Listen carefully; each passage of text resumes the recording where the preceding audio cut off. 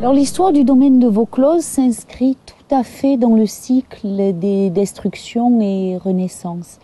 C'est un lieu, bien de par sa position géographique stratégique, qui est habité au moins depuis l'Antiquité, mais l'on peut véritablement parler de son apogée au Moyen Âge et particulièrement entre le XIIIe et XIVe siècle. Le seigneur de ce lieu, puisque l'on peut parler de seigneurie, qui était composée d'une forteresse qui domine le Verdon et l'Ivoire au carrefour de Trois-Vallées, et d'un château à l'endroit où je me trouve actuellement. Donc le seigneur du lieu, lui, Jacques de Vaucluse, fut à l'origine des transhumances dans nos vallées.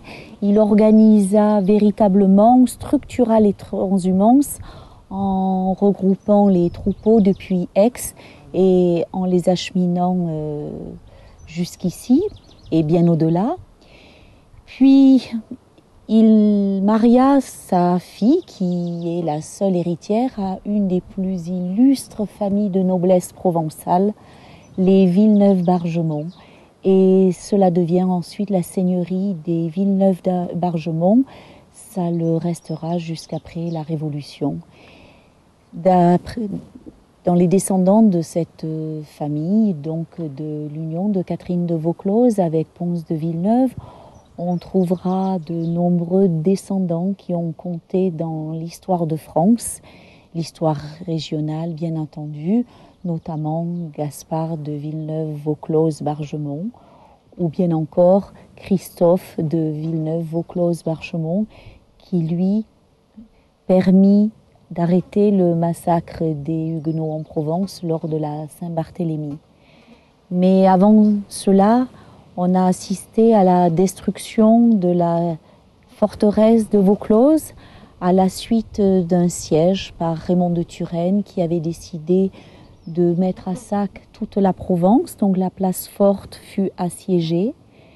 Elle a résisté grâce au concours du sénéchal de Marle venant en appui et sur l'ordre du comte de Provence. Donc la place forte a résisté. De Turenne est reparti dans la vallée, a brûlé Colmar.